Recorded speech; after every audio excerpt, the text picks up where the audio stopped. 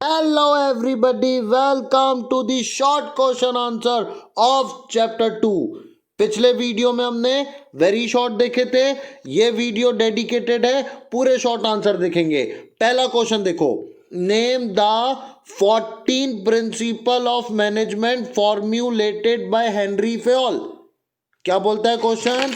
Henry Fayol ने जो 14 principles बताए हैं उसको बताओ, पूछता है क्वेश्चन।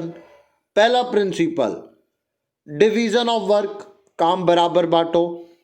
अथॉरिटी एंड रिस्पॉन्सिबिलिटी, किसी को जिम्मेदारी भी दो और अगर वो नहीं करता है तो उसको उसके प्रति अच्छा है तो फायदा, गलत है तो घाटा।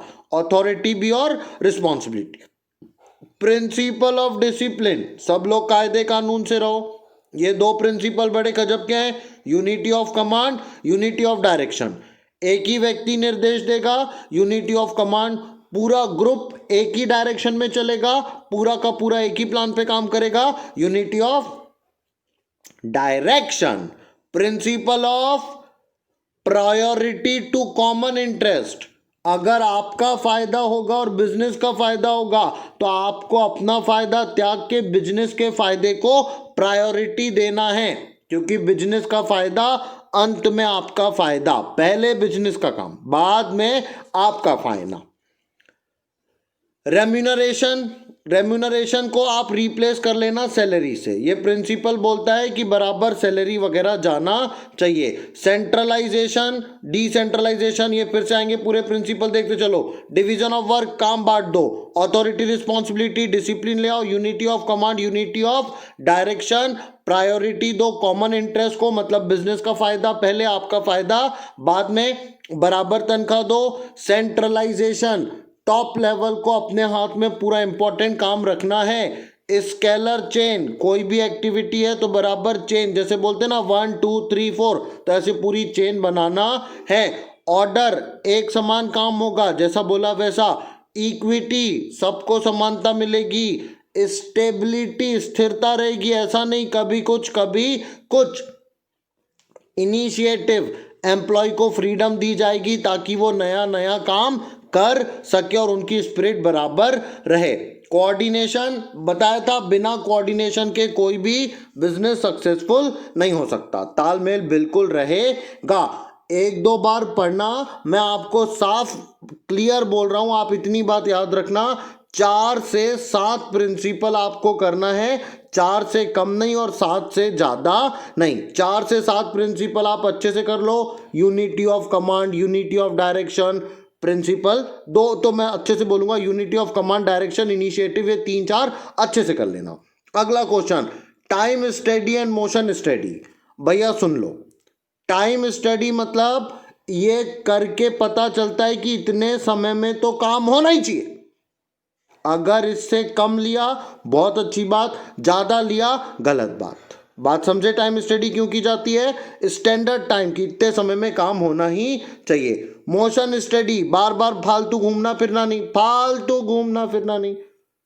Time study is done at first, सबसे पहले कौन सी चीज की जाती है? Time study.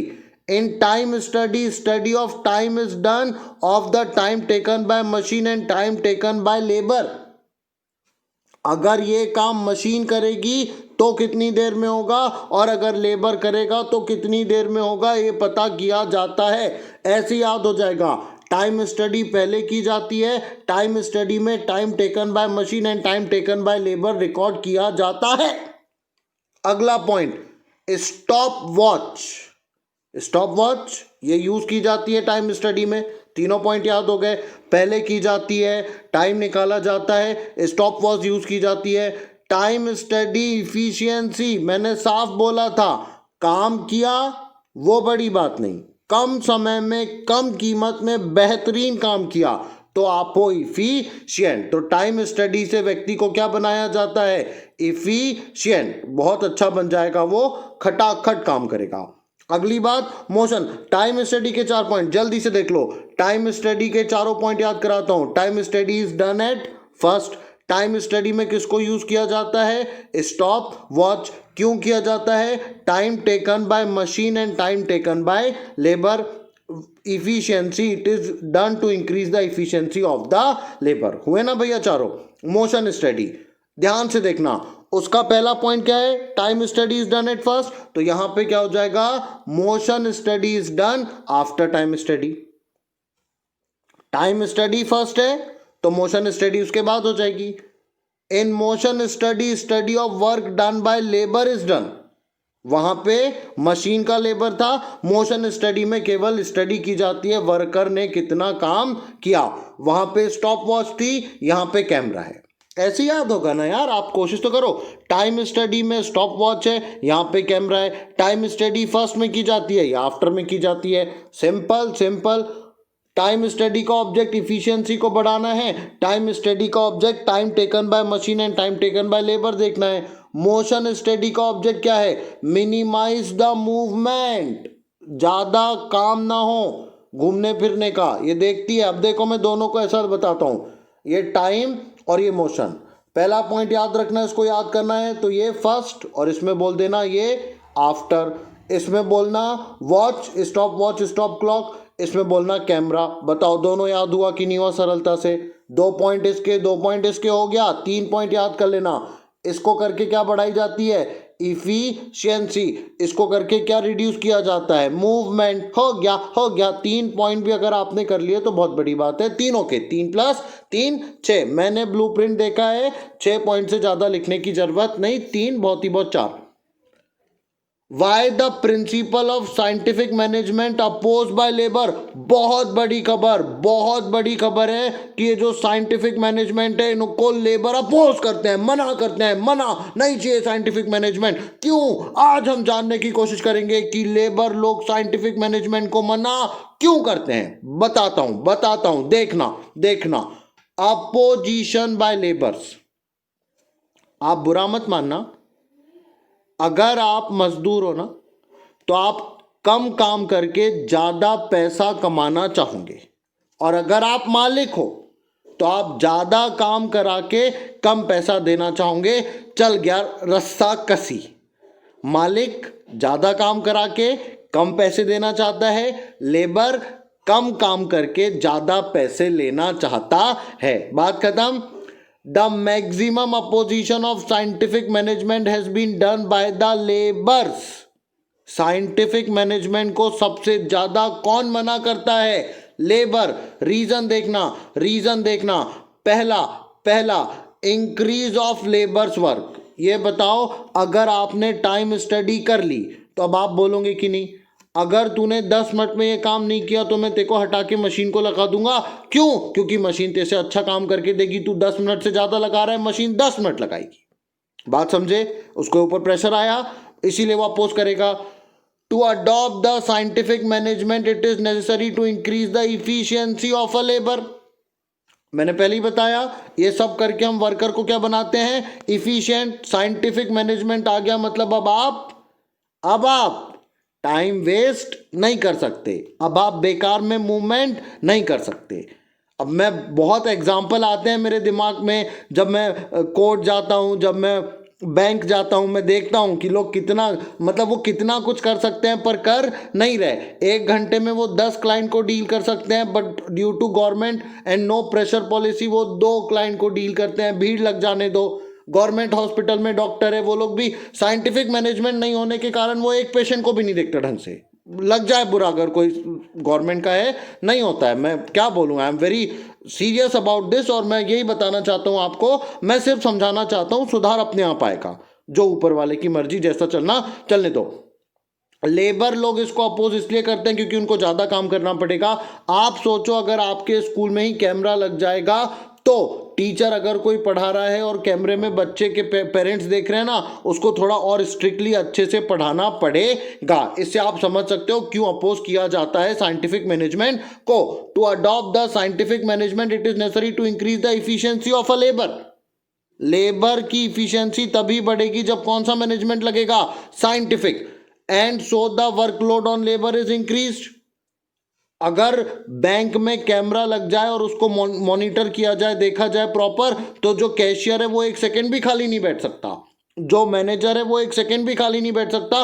क्यों? क्योंकि कैमरे में दिख रहा है, लोग बोलेंगे क्या कर रहे हो भैया, हमारा काम करो, फ्री बैठे हो आप, क्या बोल रहे हो, लंच टाइम, ये टाइम, वो टाइम, कब से खाना खा रहे हो, समझे आप, वर्कलोड बढ़ा।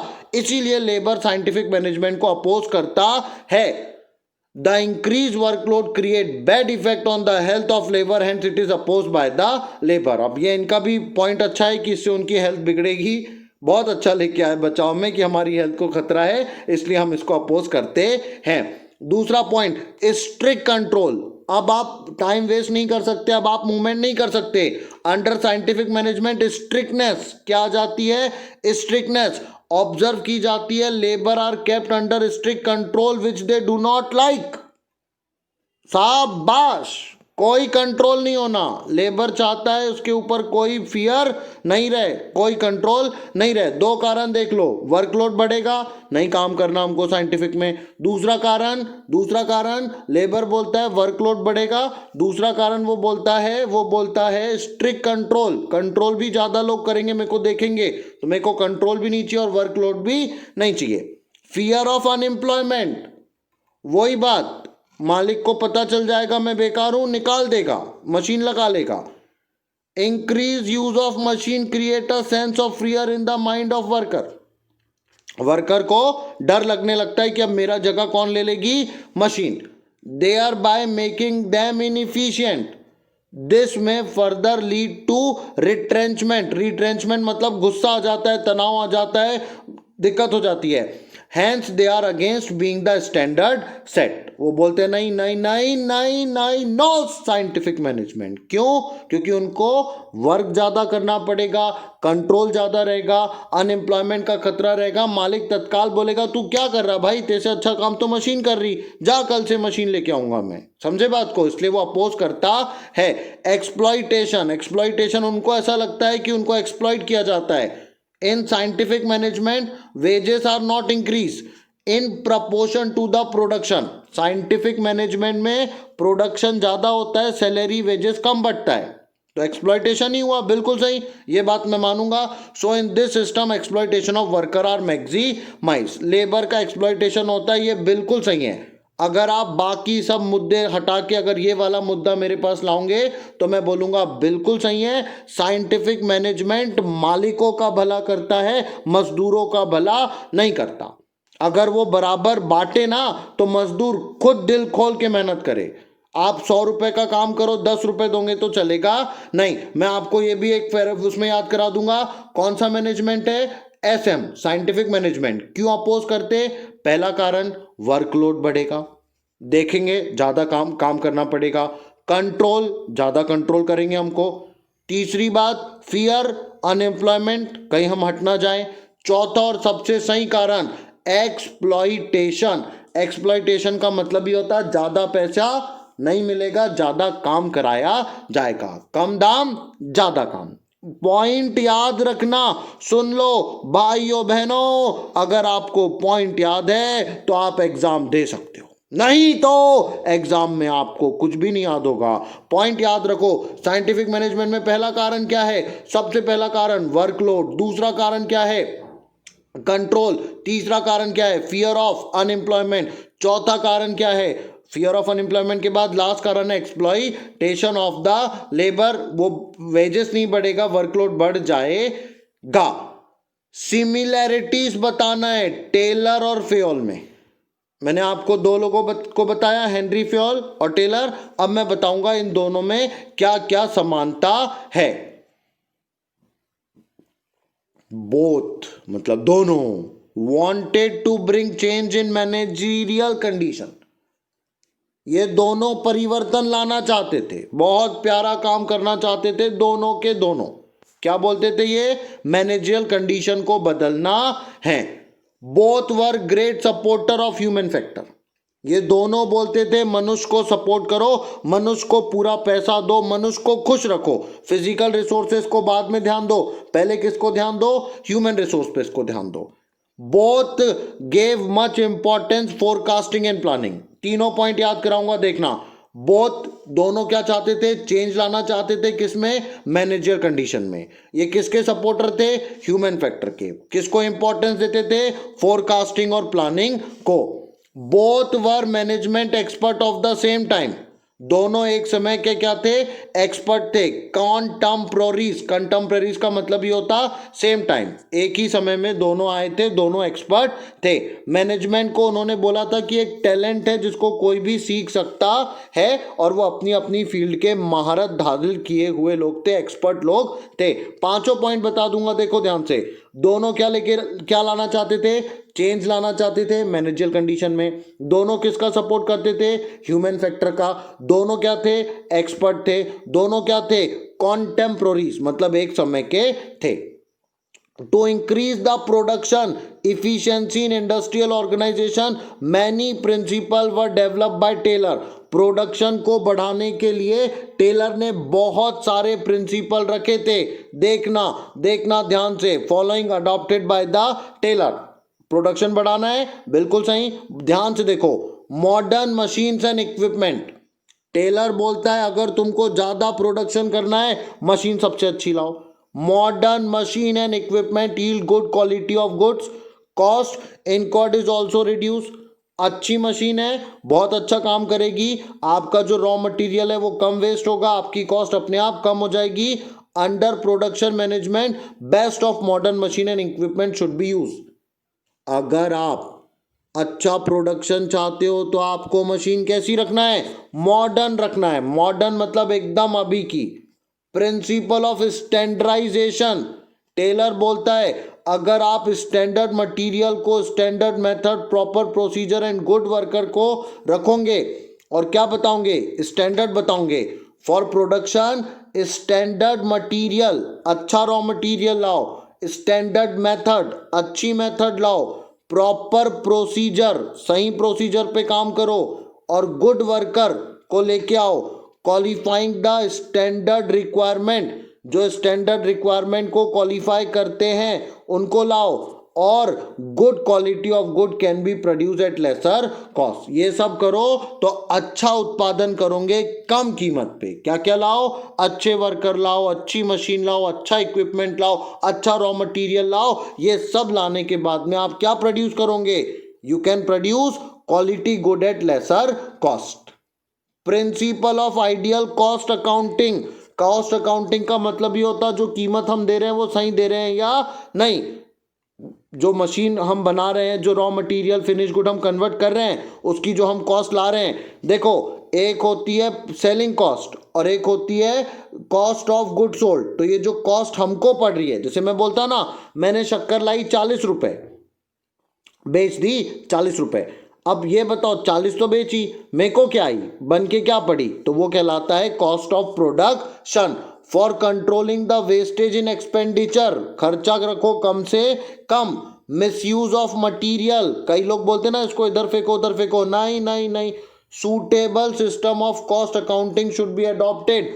कॉस्ट अकाउंटिंग करो जिससे पता चलेगा आपका raw material, semi finish good की कीमत क्या आ रही है, वो भी किससे, एक एक्सपीरियंस कॉस्ट अकाउंटेंट को लाओ। कॉस्ट अकाउंटेंट वो होता है जो आपको कीमत निकाल के देता है सही आ रही है या नहीं। ऑर्गेनाइजेशन में कॉस्ट अकाउंटेंट को लाओ और उसको बोलो कीमत निकालो, हर जगह हर समय raw material finish good wastage बचाएगा, वो कीमत कम करके देगा, उसको सैलरी दो दो दो दो, कॉस्ट अकाउंटेंट को सैलरी दो।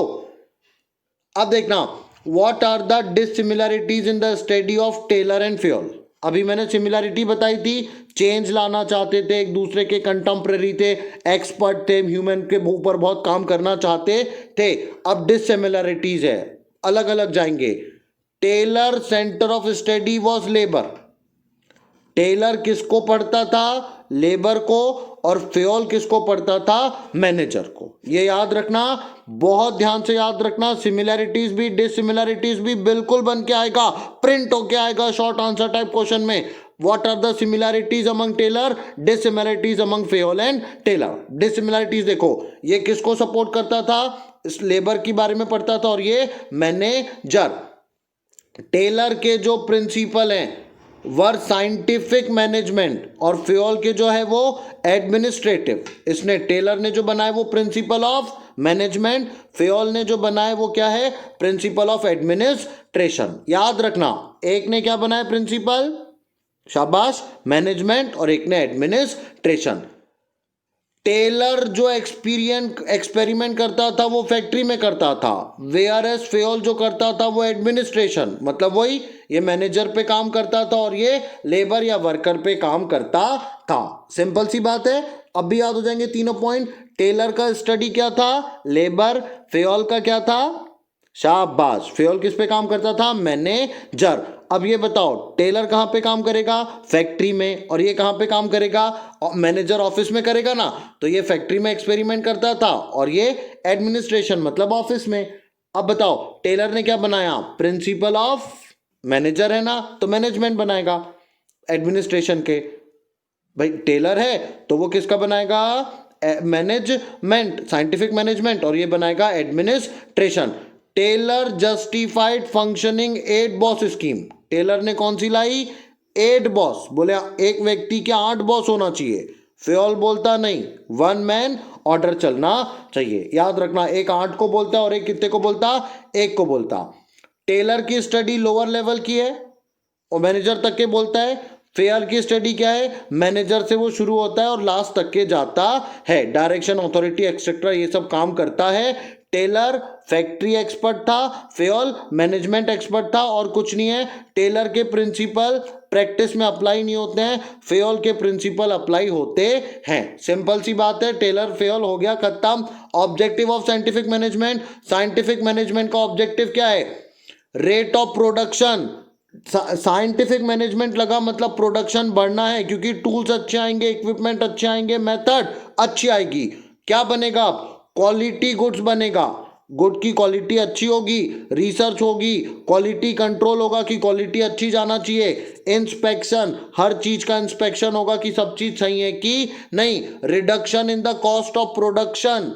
अब हमारी जो लागत है वो एकदम कम से कम होगी। रैशनल प्लानिंग होंगे, रेगुलेशन होंगे, कॉस्ट कंट्रोल टेक्निक अपनाई जाएगी, कॉस्ट अकाउंटेंट को लगाया जाएगा। साइंटिफिक मैनेजमेंट मजाक नहीं है, बहुत सारा अच्छा अच्छा काम होने वाला है। Principal of management human behaviour के ऊपर काम करते हैं, इसके बारे में बताओ। मैनेजमेंट का मतलब ही होता है किसके ऊपर काम करना? Human behaviour. Management is totally related with human behavior. The success of principle of management is affected by human behavior. अगर आप मैनेजमेंट को सक्सेस चाहते हो तो आपको किसको सक्सेस करना है? आपके ह्यूमन रिसोर्स को। इसीलिए management is related with person. Management किससे रिलेट करता है? पर्सन से रिलेट करता है। Management proper direction human behaviour को देता है, ह्यूमन बीइंग को ही मैनेज किया जाता है। एंड द कंज्यूमर, जिसके लिए ऑर्गेनाइजेशन ह्यूमन बीइंग के ऊपर पूरा फोकस करती है। इसीलिए हम कह सकते हैं मैनेजमेंट किसके ऊपर काम करता है? ह्यूमन बिहेवियर के ऊपर काम करता है। क्योंकि मैनेजमेंट आप किसको कर रहे हो? मैन को ही। आपके जो मैन है उन्हीं को मैनेज कर रहे हो ना, इसीलिए मैनेजमेंट पूरा व्यक्ति पे काम है। टेलर एंड फेयोल कॉम्प्लीमेंट्री है, मतलब दोनों ने एक दूसरों को सपोर्ट किया, अपोज नहीं किया। क्या किया? Support. F.W. Taylor is regarded as father of scientific management. जो F.W. टेलर है ये क्या रिगार्ड किया जाता है? Father of scientific management. और जो फेयोल है वो रिगार्ड किया जाता है father of principle of industrial management. दोनों बाप है, एक साइंटिफिक मैनेजमेंट का और एक इंडस्ट्रियल मैनेजमेंट का। बोथ कॉन्टेम्पररीज है, सेम टाइम के हैं, टॉप क्लास इंजीनियर है। दोनों ने एम्फेसाइज, जोर दिया, एम्फेसाइज मतलब जोर दिया, टेक्निकल एंड साइंटिफिक वे पे काम करने के लिए बोला, इंजीनियर है इसलिए। और लॉट बहुत बड़ा बड़ा कंट्रीब्यूशन किया मैनेजमेंट की फील्ड में। दिस एग्जिस्टेड अ डिफरेंस, ये थोड़ा सा डिफरेंस है, मेथड में अलग अलग उनका चलता है। टेलर जो है वो किस पे बात करता था? इफिशिएंसी पे बात करता था। फेयोल किस पे बात करता था? मैनेजर पे। सिंपल सी बात याद रखना, टेलर पूरा पूरा लेबर के ऊपर भिड़ जाता था, फेयोल पूरा मैनेजर के ऊपर भिड़ जाता था। और they both realize that in every stage employees and their management will be the basic of success of the industrial concern. ये दोनों बोलते थे अगर बिजनेस को सफल होना है तो हमारे एम्प्लॉय को खुश रखना पड़ेगा। To solve such problem both, सब लोग साइंटिफिक सोल्यूशन की बात करते थे। दोनों किसकी बात करते थे? साइंटिफिक। कई डिसिमिलरिटीज भी थी। Despite of dissimilarities between the principle propounded by both learn economist, we can say their work is complementary. कुछ डिसिमिलरिटीज थी, पर हम ये नहीं बोल सकते कि दोनों एक दूसरे के अपोज करते थे। दोनों एक दूसरे के काम को सपोर्ट करते थे, एक दूसरे के काम को मदद ही देखी जाती है। Importance of principle of management. Principal of management की क्या इंपॉर्टेंस है देखना। Significance of importance of principle of management. Significance और इंपॉर्टेंस एक ही बात होती है, अपन दोनों के बारे में बात करेंगे। The principle of management are very useful. ये जो प्रिंसिपल बनाए हैं ये बहुत यूजफुल हैं। They provide useful guidelines to managerial behaviour. Manager को बताते हैं कैसा रहना है। मैनेजरियल की प्रैक्टिस को इन्फ्लुएंस करते हैं। इन्फ्लुएंस मतलब प्रभावित करते हैं, गाइड करते हैं। ये जैसे बोलते हैं ना गाइड देख लो, तो actually principle guide them in taking and implementing decision. Manager को डिसीजन लेने में ये प्रिंसिपल मदद करते हैं। Their importance can be understood by the following point. देखना ध्यान से, 3 पॉइंट आएंगे। पहला, they provide useful insight. Insight मतलब बहुत अंदर तक के वो देख लेते हैं कि क्या क्या होने वाला है। The principles provide the manager useful insight into real world situation. संसार में क्या सिचुएशन बन रही है ये प्रिंसिपल से वो मैनेजर देख सकता है। Following this principle increase their knowledge. ये प्रिंसिपल से उनका नॉलेज बढ़ता है, एबिलिटी बढ़ती है, अंडरस्टैंडिंग बढ़ती है, और एडवर्स सिचुएशन, कठिन सिचुएशन को, एकदम बेकार सिचुएशन को भी वो बहुत अच्छे से इफेक्टिवली टाइम पे डील कर सकते हैं, और इससे मैनेजर की इफिशियंसी बढ़ती है ना। इंपॉर्टेंट, इफिशियंसी बढ़ा दी मैनेजर की। आगे क्या कर देंगे? Utilization resources to optimum. आपके जो रिसोर्सेज हैं, अगर आप साइंटिफिक मैनेजमेंट के प्रिंसिपल लगाओगे, ऑप्टिमम बहुत अच्छा उनका उपयोग होने वाला है। As we know resources both human and material are limited. Human resources भी कम है और अपना फिजिकल रिसोर्सेज भी कम है। They have to put to optimum use. दोनों को बहुत बराबरी से अच्छे से इस्तेमाल करना है। They should be use in such a way that maximum benefit with minimum cost. Manager का काम ही है मैक्सिमम बेनिफिट लो, मिनिमम कॉस्ट। ये प्रिंसिपल इक्विप करते हैं, मतलब बताते हैं द मैनेजर टू फोरसी मतलब पहले से देख लेना, the cause and effect relationship of their decision and action. Manager के डिसीजन का क्या इफेक्ट होगा, इसकी एक्शन से क्या रिएक्शन होगा। इसीलिए ये बहुत अच्छे प्रिंसिपल माने जाते हैं। बात समझे? मिनिमम कॉस्ट प्रिंसिपल फोर्सी कर सकता है, रिलेशनशिप अच्छी करेगा, डिसीजन आ जाएगा। वेस्टेज जो एसोसिएटेड हो सकता है ट्रायल एंड एरर से, उसको करने की जरूरत नहीं, क्योंकि प्रिंसिपल उसको बहुत बड़ा नॉलेज दे सकते हैं। Highlight the true nature of management. ये प्रिंसिपल ट्रू नेचर बताएंगे मैनेजमेंट का। लैक ऑफ अंडरस्टैंडिंग प्रिंसिपल में मेक इट डिफिकल्ट। अगर आपको इसके बारे में पता नहीं तो आप उसको अच्छे से डिफाइन नहीं कर सकते हो। नेचर क्या है, स्कोप क्या है मैनेजरियल जॉब का। Principle are necessary if the nature of management is, वही आएगा, define clearly the nature and scope of the managerial job. Principles are necessary if the true nature of management is to be clearly understood. अगर आपको अपने बारे में समझना है, आप क्या करो कैसा करो, तो आपको क्या पता होना चाहिए? प्रिंसिपल्स पता होना चाहिए। ये क्या काम करते हैं? चेकलिस्ट का काम करते हैं, जो बताते हैं कि मैनेजर का क्या रोल है, क्या आपको करना है, किस किस जगह पे आप जज किए जाओगे। इससे उसको डिसीजन लेने में आसानी होती है।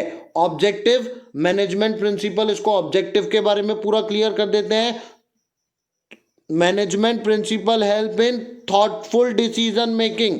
ये प्रिंसिपल से आप अप्लाई करने के बाद में जो डिसीजन लोगे वो एकदम सही आएगा। दे एम्फेसाइज लॉजिक एम्फेसाइज मतलब जोर देते हैं वो किस पे? लॉजिक पे। ब्लाइंड फेथ पे काम नहीं करते। Management decisions taken on the basis of principle are free. अगर आप प्रिंसिपल के आधार पे कोई डिसीजन लेते हो तो आप बायास नहीं हुए।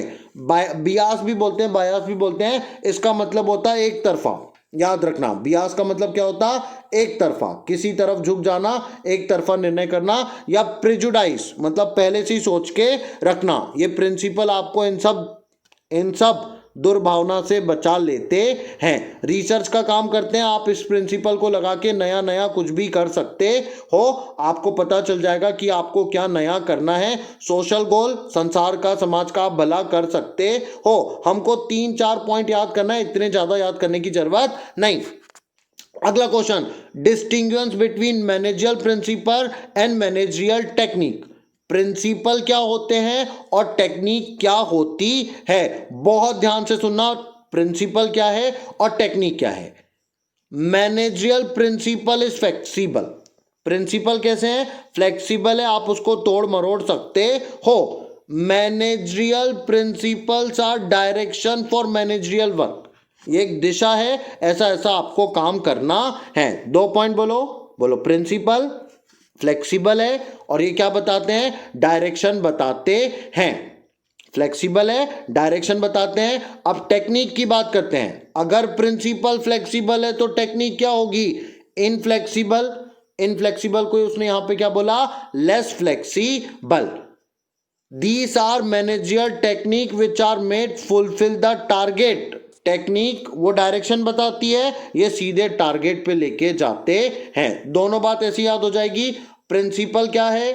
फ्लेक्सिबल है, और ये क्या है? Less flexible. प्रिंसिपल क्या बताते हैं? डायरेक्शन, और ये क्या बताती है? Technique, target.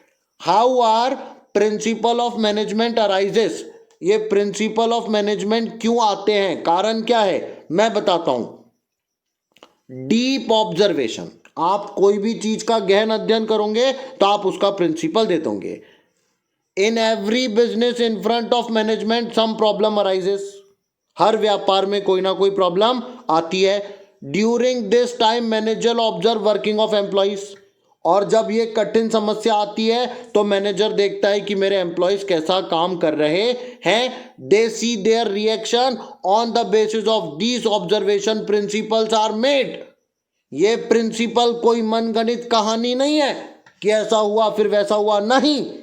ये प्रिंसिपल मैनेजर डीप ऑब्जर्वेशन से बनाता है। जब कोई समस्या आती है तो देखता है, अगर अभी कोई एम्प्लॉय की तनख्वाह कटती है किसी कारण से, या एम्प्लॉय को कोई गलत बोलता है तो क्या रिएक्शन होता है, वो कैसे काम करता है, और उसी आधार पे प्रिंसिपल बना कॉज एंड इफेक्ट, कि अगर आपने अच्छा किया तो अच्छा मिलेगा, बुरा किया तो एम्प्लॉय भी आपका बुरा करेगा। तो ये डीप ऑब्जर्वेशन से प्रिंसिपल बनते हैं। Experiments done again and again.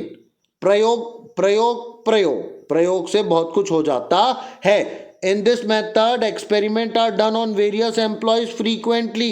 अलग अलग एम्प्लॉय पे अलग अलग एक्सपेरिमेंट करते जाते हैं और इसी के रिजल्ट के आधार पे प्रिंसिपल बनते हैं। बोलो, प्रिंसिपल 2 कारण से बनते हैं, डीप ऑब्जर्वेशन से और एक्सपेरिमेंट से। Explain the principle esprit de corps. ये प्रिंसिपल है स्प्रिट डी कॉर्प्स, इसका मतलब होता पावर। जैसे कोई टीम बहुत स्प्रिट में है तो उस स्प्रिट के उसको में क्या मिल जाएगी? पावर। समझना, by esprit de corps we mean power of organization. According to this principle each employee should be consider himself as a member of tech. उसको एक टीम का अपने आप को मेंबर बनाना पड़ेगा। He should try to achieve the target of team. ये power कब आएगी? जब वो अपने आप को टीम का हिस्सा बनेगा और टारगेट को अचीव करने का काम करेगा। Management should try to create feeling of cooperation among the worker. ये मैनेजर का काम है। सुन लो, मैनेजर वर्कर को ऐसा ऐसा ऐसा रखो कि उनको एक टीम का हिस्सा लगे, टारगेट अचीव करने की उनके मन में भावना है, एक दूसरे का साथ देने के लिए वो लोग खुद सोचे कि हम सब का भला करेंगे, हम सब एक साथ जाएंगे। ये होती है एस्प्रिट डी कॉर्प्स। ठीक है। ग्रुप टारगेट तभी अचीव होगा जब सब व्यक्ति एक ही काम करने में जोर लगाएगा। By following this target group target is achieve. While fixing the proper wages, which point are to be kept in mind? कोई को तनख्वाह देना है या एक स्टैंडर्ड तनख्वाह डिसाइड करना है, किस आधार पे करना है? देखो, व्हाइल फिक्सिंग प्रॉपर वेजेस, सबसे पहले फाइनेंशियल सिचुएशन ऑफ इंस्टीट्यूशन। हो सकता है दूसरे वाले 25,000 दे रहे हैं, इसी काम के दूसरे वाले कितने दे रहे हैं? 25,000, पर आप बहुत बहुत रईस हो तो आपको 25 से ज्यादा देना पड़ेगा। एग्जाम्पल देखो, एक छोटा सा स्कूल खुला है, वो तनख्वाह देगा कितने हजार? कोई भी एम्प्लॉय है उसको 1,000, 2,000, 3,000, 5,000। पर कोई बड़ा स्कूल वाला बोले अरे वहां तो 5,000 मिलता है, मैं भी 5,000 दूंगा। गलत बात। आप अपने आप को देखो, आप कैसे हो, आपकी फाइनेंशियल सिचुएशन कैसी है? स्ट्रांग है? बड़ी कंपनी है, जैसे मान लो जियो, एयरटेल, आइडिया, बड़ी कंपनी है, तो इनको पैसे ज्यादा देना पड़ेगा कि नहीं? कोई नई कंपनी खोलता है अभी कम्युनिकेशन की, टेलीकॉम की, तो वो ज्यादा पैसे दे पाएगा क्या? नहीं। क्यों? क्योंकि उसकी फाइनेंशियल सिचुएशन अभी अच्छी नहीं है। तो वेजेस डिसाइड करने समय पहला पॉइंट ये देखो कि हमारे पास में पैसा कितना है। Minimum wages act of government ने एक बहुत अच्छा इनिशिएटिव लिया था, ये हिस्ट्री में आया था, ये मतलब एक बहुत अच्छा डिसीजन है। मिनिमम वेजेस कि भाई इस काम का मिनिमम इतना मिलना चाहिए, कम से कम मजदूरी 250 रुपये होना चाहिए, कम से कम मिस्त्री को 500 रुपये जाना चाहिए। ये गवर्नमेंट ने किया है मिनिमम वेजेस एक्ट, तो उसको भी आपको देखना है। बोनस भी देखो, बोनस कितना देंगे? Competent, payment of bonus and wages done by competent. Competent मतलब होता है केपेबल या योग्य। अगर कोई अच्छा व्यक्ति है तो उसको बोनस भी देना और ज्यादा वेजेस भी देना है। 3 चीज का ध्यान रखना। किस किस का? फाइनेंशियल सिचुएशन हमारी कैसी है, इंडस्ट्री कैसी है, गवर्नमेंट एक्ट कैसा है, और कॉम्पिटेंट व्यक्ति को बोनस जाना चाहिए। How principal of management make administration more effective. ये प्रिंसिपल लेबर के साथ साथ मैनेजर को भी बहुत अच्छा करता है। देखना कैसे? लेबर के साथ साथ मैनेजर को भी। Principal of management discourages partiality. अगर आप प्रिंसिपल ऑफ इक्विटी लगा रहे हो जो कि एक मैनेजमेंट का प्रिंसिपल है, तो आप क्या नहीं कर सकते? पार्शियलिटी। आप चाह के भी किसी को ज्यादा पैसा नहीं दे सकते, क्योंकि वो प्रिंसिपल का वायलेशन हो जाएगा। कौन से वाले? प्रिंसिपल ऑफ इक्विटी, जहां पे आपको फेयर डीलिंग करना है, बराबर काम का बराबर पैसा देना है। तो अगर आप प्रिंसिपल ऑफ मैनेजमेंट लगाते हो तो आप पार्शियलिटी नहीं कर सकते। फायदे की बात मैनेजर के लिए भी, एम्प्लॉय के लिए भी। बात समझे? आप अपने मन से कोई डिसीजन नहीं ले सकते, you have to follow the principle. तो ये फायदा होता है किसको? मैनेजर को। आगे देखना, it makes administration more effective. अब एडमिनिस्ट्रेशन अच्छा हो जाएगा। This principle encourage the scientific principle. इसीलिए साइंटिफिक प्रिंसिपल लगाना अच्छी बात है। मैनेजर पॉइंट ऑफ व्यू से भी फायदा होता है। एम्प्लॉय तो अपोज करेगा ना सर। एम्प्लॉय इसलिए अपोज करेगा क्योंकि उसको ज्यादा काम करना पड़ेगा, उसका एक्सप्लॉइटेशन होगा, उसको प्रॉपर वेजेस नहीं मिलेगा, उसको अपने आप को पूरा का पूरा खपाना पड़ेगा। Now he has to have fear of unemployment, he will be having great control. तो वो तो अपोज करेगा। माना मैंने आपकी बात, बिल्कुल माना, गुड डाउट। आगे देखना, for example principle of unity of command and principle of unity of direction. बहुत शानदार। Lead the orderly working of the organization. मैंने आपको पढ़ाया था, एक व्यक्ति को, मतलब उनकी टीम को एक ही व्यक्ति डायरेक्शन देगा और एक ही प्लान पे काम करेंगे। अब बताओ, लड़ाई झगड़ा हो सकता है क्या? प्लान फिक्स है, कमांड देने वाला फिक्स है, बात ही खत्म हो गई, लड़ाई झगड़े की संभावना खत्म। इसलिए हमारे ऑर्गेनाइजेशन में अच्छा होने वाला है। Principle of direction do assimilation of effort made by worker in scientific direction. Scalar chain, बराबर प्रॉपर इंफॉर्मेशन चलेगी, नीचे से ऊपर, ऊपर से नीचे। तो ये प्रिंसिपल से हमको फायदा ही होगा। Recognize those technique of scientific management which are analyzed by following statement। Technique बताऊंगा। when an expert supervise each labor। Technique कौन सी लगा रहे हो? जब एक एक्सपर्ट आके सबका काम देख रहा है। मैं बताऊं, क्रिएटिव फोरमैनशिप। ये क्या है? क्रिएटिव फोरमैनशिप, जिसमें एक व्यक्ति सबका काम देख रहा है। अगला, to know the best solution of doing any work, best solution क्या है? Method study. मेथड स्टडी मतलब ये भी करके देखो, वो भी करके देखो, सबके बाद में देखो सबसे अच्छा क्या है। तो कौन सा सोल्यूशन आया? Best solution of doing any work. Different wages paid to labour, अलग अलग लेबर को अलग अलग जा रहे हैं, क्यों? ये प्रिंसिपल है डिफरेंशियल वेजेस, जो ज्यादा इफिशियंट है उसको ज्यादा पैसा जाना चाहिए। When equity is brought material machine, सब में एक प्रकार की कंडीशन, सबको एक समान चीज दी जा रही है, कौन सा है? स्टैंडर्डाइजेशन। स्टैंडर्डाइजेशन मतलब सबको एक समान चीज मिलने वाली है। स्टैंडर्ड टाइम, अगर आपने स्टैंडर्ड टाइम लगाया मतलब आपने कौन सी स्टडी की? Time study. अगर आपने enterprise, employee is for the enterprise and enterprise is for the employee, कर्मचारी हमारे, हम कर्मचारी के लिए, तू मेरा मैं तेरा, तू मेरा मैं तेरा, तो ये हो गया कौन सा रिवॉल्यूशन? Mental revolution. ऐसे ही देख लेना, मेंटल रिवॉल्यूशन, तू मेरा मैं तेरा। टाइम बता दिया, स्टैंडर्ड टाइम इतने में होना चाहिए, टाइम स्टडी, सबके लिए एक अलग अलग स्टैंडर्ड सेट कर दिए तो स्टैंडर्डाइजेशन, अलग अलग वेजेस दिए तो डिफरेंशियल वेजेस, बेस्ट सोल्यूशन निकाला तो मेथड स्टडी, किसी के वर्क को कोई करता है तो फोरमैनशिप। अब अपने को डिस्टिंग्विश करना है unity of command and functional foremanship. Unity of command और फंक्शनल फोरमैनशिप क्या होता है देखना, आपको पूरा समझ में आएगा। इसको अब भी डिस्टिंग्विश करते हैं अपन, unity of command and functional foremanship. This principle require that employ should receive order from one superior. मैंने आपको बताया था यूनिटी ऑफ कमांड, इसका मतलब ही होता है कि एक व्यक्ति को कौन ऑर्डर देगा? एक व्यक्ति, एक बॉस, वन बॉस। ओके, तो unity of command means a person will receive order only from one superior, एक ही बड़े अधिकारी से उसको ऑर्डर मिलने वाला है। In it planning and performing work is same, एक ही व्यक्ति है तो प्लानिंग और परफॉर्मिंग सेम रहेगी। It means worker is in department are required to accounted to one superior, एक अधिकारी को ही जवाब देना है, सबको जवाब देने की जिम्मेदारी नहीं, एक अधिकारी का ही हुक्म बनाना है हमको, बाकी सबका हुक्म बनाने की जरूरत नहीं।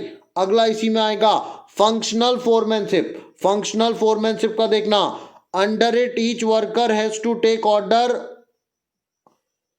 For performance of any work from foreman. इसमें क्या होता है, कोई भी काम करना है तो आपको किससे ऑर्डर लेना पड़ेगा? फोरमैन। आप बिना फोरमैन के ऑर्डर के काम नहीं कर सकते। इसको थोड़ा सा शिफ्ट कर रहा हूं मैं, अब बिना उसके फोरमैन के काम नहीं कर सकते। Under it planning and performance of work is different, planning कोई करेगा, परफॉर्मेंस कोई करेगा, सब चीज के लिए किसके पास जाओ? Foreman, foreman, foreman. ढाक तेरी की। वन यूनिटी ऑफ कमांड मतलब an employee should receive order from one boss, इसमें फोरमैन आ गया। फोरमैन मतलब बहुत सारे लोग हैं, आपको पूछते ही रहना है काम करने के पहले सबसे, ये करूं, हाँ, प्लानिंग कर ली, हाँ, परफॉर्मेंस कर लिया, हाँ, ऐसा चलने वाला है। This concept was extended to the lower level. Lower level मेरे को बोलते हुए अच्छा नहीं लग रहा, पर जो बेचारे एकदम लोअर लेवल के मजदूर होते हैं उनको बार बार बताना पड़ता है, एक बार में उनके दिमाग में बात नहीं जाती, तो फंक्शनल फोरमैन सही है। नहीं तो क्या करेगा बताऊं, तुमने बोला दीवार खड़ी करना, अगर वो एक ईटा आड़ी गई वो सब ईटा आड़ी आड़ी आड़ी आड़ी जोड़ देगा। इसलिए फोरमैन जरूरी है कि भैया एक लाइन बनेगी, फिर आना, फिर बताऊंगा, फिर आना, फिर बताऊंगा। समझे बात को? चलो आगे। Principal of management and principle of pure science. Science के प्रिंसिपल और किसके प्रिंसिपल? मैनेजमेंट के प्रिंसिपल। भैया ये फ्लेक्सिबल है। साइंस का मतलब क्या होता है बताऊं? C+O2 is equal to CO2, 2+2 is equal to 4। Maths और साइंस ये एकदम स्ट्रिक्ट है, इसमें कोई परिवर्तन नहीं हो सकता। पर ये प्रिंसिपल फ्लेक्सिबल है, आप बदल सकते हो इंडस्ट्री के हिसाब से, बिल्कुल सही हो जाते हैं। These changes in business environment according to change, परिवर्तन आया हम भी परिवर्तन कर लेंगे हमारे मैनेजमेंट में, पर कभी C+O2 CO2 के अलावा कुछ भी नहीं होगा। This principle are implemented with creativity. Creativity मतलब आप उसको अपने मन से हटा सकते हो, नयापन उसमें ला सकते हो। साइंस के प्रिंसिपल इनफ्लेक्सिबल, एकदम स्ट्रांग है, ये बदलते नहीं। This principle do not change, ये चेंज होते नहीं, फिक्स्ड रहते। ये कैसे रहते? फिक्स्ड, इसको आप बदल नहीं सकते। Salesman get order from two authority. Oh my God, क्या हो रहा है ये? Unity, principle of unity of command का वायलेशन है। देखो देखो, principle of unity of command का वायलेशन है। सेल्समैन को ऑर्डर मिल रहा है टू हाई अथॉरिटी से। देखो देखो देखो देखो देखो देखो, when a salesman get order from two different authority, bad effect, bad effect. देखो, suspicion may take place in the mind of salesman. उसके मन में दुविधा रहेगी, एक बोलेगा राम को सामान देना, दूसरा बोलेगा राम को सामान मत देना। उसके दिमाग में सस्पिशन रहेगा। He tries to avoid the work, वो बोलेगा इससे अच्छा मैं बात ही नहीं करता इस बारे में, हटाओ। There may be difference of opinion regarding the order by two person. मैंने वही बोला, दो लोग दो अलग अलग बात दे देंगे, उसको बहुत दिक्कत होगा, काम ही नहीं कर पाएगा, चौ चौ चौ चौ चलेगा। It may be difficult to maintain discipline. वो बोलेगा वो सर ने बोला था यहां जाओ, आपने उसके दो, देखो देखो देखो, सेल्समैन है, उसको काम पे जाना है, एक ऑर्डर आया आपके पास, दुकानदार बोलता है भैया मेरे को 10 पेटी भेज दो ये वाला साबुन। आपने कहा ठीक है भैया। सेल्समैन को बोला चलो बेटा जल्दी जाओ 10 पेटी दुकान में लगाओ। उसने कहा अभी लो, अभी जाता हूँ। वो गाड़ी स्टार्ट किया, 10 पेटी रखा, उतने में आपका जो दूसरा वो था ना जो उसको ऑर्डर दे सकता है, उसने बोला अरे रुक रुक रुक रुक रुक रुक, वो 10 पेटी का काम बाद में करना, अभी 2 पेटी पहले मेहता जी के यहाँ दे के आ। ओ भाई, अब वो 2 दे देगा तो चलो ठीक है, बोले 2 और निकालो, 12 लो दे के आओ।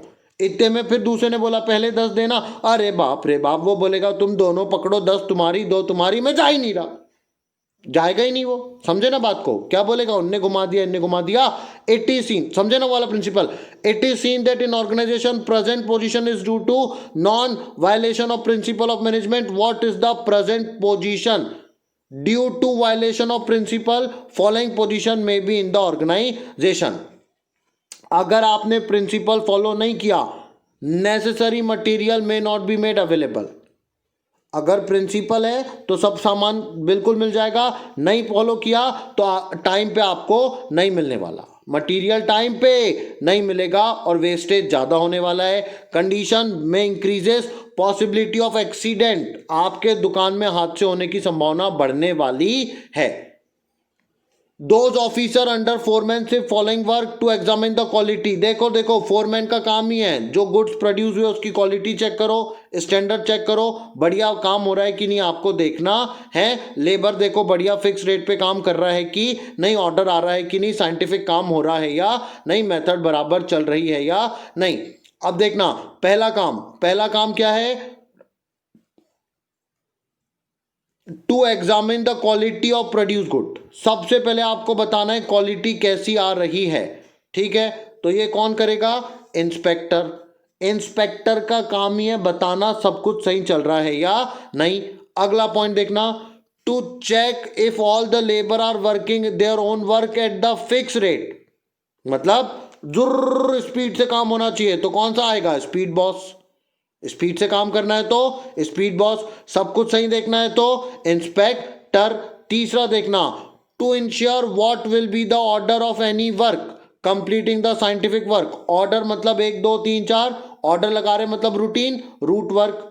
रोड क्लर्क का काम ही है वो देखता है कि बराबर रोटेशन चल रहा है या नहीं, ऑर्डर एकदम क्रोनोलॉजिकली काम हो रहा है या नहीं, सीक्वेंसली। मशीन को अच्छी कंडीशन में रखना, ये कौन करेगा, ये कौन करेगा, रिपेयर बॉस। रिपेयर बॉस का काम है देखो सब सही है कि नहीं। डायरेक्शन कौन देगा, कार्ड क्लर्क, वो बताएगा किसको कहाँ जाना है। To ensure that each work is done in proper way, सब काम कौन देखेगा, प्रॉपर चल रहा कि नहीं, डिसिप्लिनेरियन। ये भी 5 समझ लो जल्दी से। अगर सब चीज को अच्छा से देखना है तो कौन देखेगा, इंस्पेक्टर। रेट देखना है स्पीड से चल रहा कि नहीं, स्पीड बॉस। रूटीन काम कौन देखेगा, रूट क्लर्क। मशीन वगैरह सब सही काम कर रही कि नहीं, ये कौन देखेगा, रिपेयर बॉस। किसको कौन सा काम कब करना है ये कौन चेक करेगा, कार्ड क्लर्क। सब कुछ बराबर चल रहा है कि नहीं ऑर्गेनाइजेशन में, ये कौन देखेगा, डिसिप्लिनेरियन। डिसिप्लिन है या नहीं। अब सुनो, मैंने तुमको ज्यादा नहीं, चैप्टर 2 भी यहां पर पूरा करा दिया। आप बस मेरा एक छोटा सा काम करना, आपके जो भी फ्रेंड्स हैं जो इसमें हैं क्लास 12th में जिनने कॉमर्स लिया है, उनका भला करना, उनके साथ में ये वीडियो शेयर करना। मैं आपको इकोनॉमिक्स, अकाउंट सब पढ़ा दूंगा, चिंता बिल्कुल मत करना। पर वीडियो शेयर करो, मेरे को और व्यूज दो, मेरे को और अच्छा लगेगा। Thank you very much.